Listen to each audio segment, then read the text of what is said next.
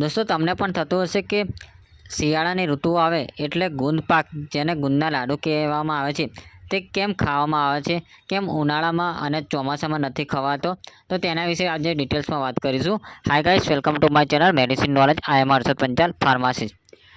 દોસ્તો શિયાળો આવે એટલે બધાના ઘરે ઘરે ગુંદના લાડુઓ કે જેને ગુંદ પાક કહેવામાં આવે છે તે બને છે અને સવારમાં લોકો મોજથી આ ગુંદના લાડુ ખાય છે. પણ શું તમને ખબર છે કે આ ગુંદના લાડુ કે જેને ગુંદ પાક કહેવામાં આવે છે તે શિયાળામાં જ કેમ ખવાય છે, કેમ ઉનાળામાં અને ચોમાસામાં નથી ખવાતા? તો ચાલો વાત કરીએ. દોસ્તો આજના વિડીયોમાં આપણે ગુંદના લાડુ ખાવાના ફાયદા વિશે વાત કરીશું. શિયાળામાં રોજ ગુંદના લાડુ ખાવાથી આપણને અનેક ઘણા ફાયદા થાય છે. ગુંદના લાડુની અંદર ડ્રાય ફ્રૂટ, ગરમ મસાલો, ટોપરાની છીણ, ઘી, સૂંઠ, ગંઠોડા જેવા મિશ્રણથી આ ગુંદ પાક જેને કહેવામાં ગુંદના લાડુ કહેવામાં આવે છે તે બને છે અને આ બધું આપણા શરીર માટે સારું કહેવામાં આવે છે. જો સવારમાં રોજ સવારે એક ગુંદનો લાડુ ખાવામાં આવે તો તે આપણી બોડીને તાજગી ભરી રાખે છે અને એક અલગ જ તાજગીનો અહેસાસ અપાવે છે તથા બોડીની અંદર ઇમ્યુનિટી સિસ્ટમ બની રહી છે જેને રોગપ્રતિકારક શક્તિ કહેવામાં આવે છે. આપણા બોડીની અંદર રોગપ્રતિકારક શક્તિ વધે છે અને આપણું બોડી એકદમ પ્રફુલ્લિત થઈ ઉઠે છે તથા સવારમાં આ ગુંદના લાડુ ખાવાથી શરીરમાં ઠંડી સામે રક્ષણ આપે છે, કારણ કે શિયાળાની ઋતુમાં સૌથી વધારે ઠંડી પડે છે અને ઠંડીથી રક્ષણ આપવા માટે આ ગરમ વસ્તુ ખાવામાં આવે તો તે આપણી બોડીને ગરમી આપવાનું કામ કરે છે કે જેના કારણે આપણા બોડીની અંદર ગરમીનું સંતુલન બની રહે છે. આ ઉપરાંત જે લોકોને કફ, શરદી, ખાંસી, ગળામાં કાકડા થઈ ગયા હોય તેવા લોકો જો રોજ સવારે ગુંદનો લાડુ ખાય તો તેમાંથી રક્ષણ મળે છે અને કહેવામાં આવે કે તે લોકોને કફમાંથી રાહત મળે છે અને ખાંસી મટી જાય છે. આ ઉપરાંત ગુંદના લાડુ ખાવાથી તેની અંદર કેલ્શિયમ, આયરન, ફોલેટ, વિટામિન અને મિનરલ તથા મેગ્નેશિયમ રહેલું છે જેનાથી આપણી બોડીને શક્તિ મળી રહે છે. આ ઉપરાંત જે લોકોને હાડકાના દુખાવા થતા હોય, જેમ કે હાડકાનો દુખાવો, સાંધાનો દુખાવો, બોડી પેઇન થતું હોય, આ ઉપરાંત તેમને જોડોનો દુખાવો હોય કે પછી આર્થરાઇટનો પ્રોબ્લેમ હોય તેવા લોકો જો સવારમાં ગુંદના લાડવાનું સેવન કરે તો તેમને હાડકાં મજબૂત થાય છે અને સાંધાના દુખાવામાંથી રાહત મળે છે. તથા જે લેડીઝને પિરિયડ પેન આવે છે તેવા લેડીઝને પિરિયડ પેનની અંદર દુખાવો થાય છે, એટલે પેટની અંદર દુખાવો થાય છે, અસહ્ય પેન થાય છે, તેવી અવસ્થામાં જો ગુંદના લાડવાનું સેવન કરવામાં આવે તો તેમને પિરિયડ પેનના દુખાવામાંથી રાહત પડે છે.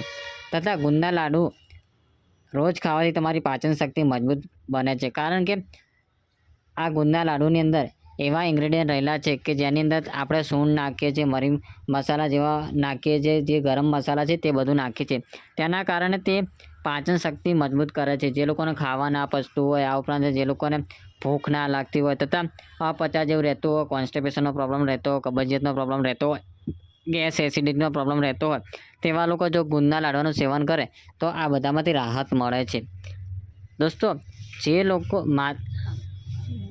ઉપરાંત ગુંદના લાડુનું સેવન એ લોકોએ કરવું જોઈએ કે જે છોકરીઓ માતા બનવાની છે, આ ઉપરાંત માતા બની ગઈ છે અને તેને બાળક આવી ગયું છે અને પહેલો મહિનો, બીજા મહિનાનું બાળક થયું છે, તેવી અવસ્થામાં જો માતાને ગુંદના લાડવાનું સેવન કરવામાં આવે તો માતાને તેને ધાવણ લાવવામાં મદદરૂપ થાય છે. આ ઉપરાંત માતાને ઇમ્યુનિટી સિસ્ટમ સ્ટ્રોંગ થાય છે. આ ઉપરાંત ગુંદના લાડુનું રેગ્યુલર સેવન કરવામાં આવે તો તમારા બોડીનો બાંધો મજબૂત બને છે, એટલે કે તમારો બોડી મજબૂત અને સુડોળ દેખાવા લાગે છે, કારણ કે ગુંદના લાડુની અંદર ઘી રહેલું છે. ઘી એ આપણી બોડી બનાવવામાં મદદરૂપ થાય છે. જે લોકોનું વજન ના વધતું હોય, દિવસે ને દિવસે વજન ઘટતું હોય અને કંઈ પણ ખાય તે ના લાગતું હોય તેવી અવસ્થામાં જો ગુંદના લાડુનું સવારમાં સેવન કરવામાં આવે તો તે તમારા બોડીની અંદર લાગે છે અને તમારા બોડીને એક મજબૂત બાંધો બનાવે છે અને બોડીની અંદર વજન બની રહે છે, જેના કારણે જે લોકોનું વજન ના વધતું હોય તેવા લોકોએ આ ગુંદના લાડુનું અવશ્ય સેવન કરવું જોઈએ. દોસ્તો મેઇન ટોપિકની વાત કરીએ કે કેમ શિયાળાની અંદર જ ગુંદના લાડુ ખાવામાં આવે છે, કેમ ઉનાળામાં નથી ખાવામાં આવતા કે ચોમાસામાં નથી ખાવામાં આવતા?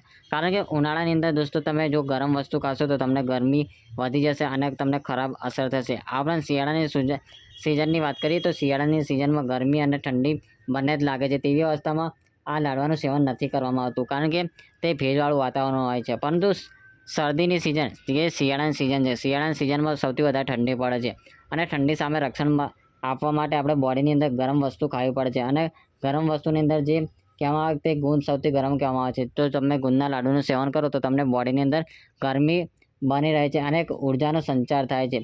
દોસ્તો વાત કરીએ કે આ ગુંદના લાડુનું સેવન ક્યારે અને કેટલા ટાઈમ કરવું જોઈએ અને કેટલી પ્રમાણમાં કરવું જોઈએ. તો ગુંદના લાડુનું સેવન દર શિયાળામાં તમારે બનાવીને ખાવા જોઈએ. આ ઉપરાંત તમારે રોજ સવારે એક લાડવો ખાવો જ આવશ્યક છે, કારણ કે દોસ્તો જો તમે એક લાડવો નહીં ખાઓ તો તમારી ઇમ્યુનિટી સિસ્ટમ સ્ટ્રોંગ નહીં બને અને તમને શિયાળાની અંદર તમારું મેટાબોલિઝમ ઇન્ક્રીઝ નહીં થાય, જેના કારણે તમને અલગ અલગ પ્રકારની બીમારી પણ થઈ શકે છે. આ ઉપરાંત તમારે હદથી વધારે ગુંદના લાડુનું સેવન ના કરવું જોઈએ. તો દોસ્તો દિવસની અંદર તમે ગુંદના લાડુનું સેવન 1 થી 2 લાડવા ખાઈ શકો છો, તેનાથી વધારે ના ખાવું જોઈએ, કારણ કે ગુંદના લાડુની અંદર ગરમ વસ્તુ રહેલી છે, તેની અંદર મસાલા વધારે હોવાથી તો જો તમે ગુંદના લાડવાનું સેવન વધારે પડતું કરશો તો તમારી બોડીની અંદર ગરમી વધી જશે અને ગરમી વધી જશે તો તમને અલ્સર જેવી પ્રોબ્લેમ થશે, એટલે કે તમને ગેસ એસિડિટી વધી જશે. આ ઉપરાંત તમને ચાંદી મોઢાની અંદર ચાંદા પણ પડી જશે તેવી સમસ્યાઓનો સામનો કરવો પડે છે. તો દોસ્તો આજના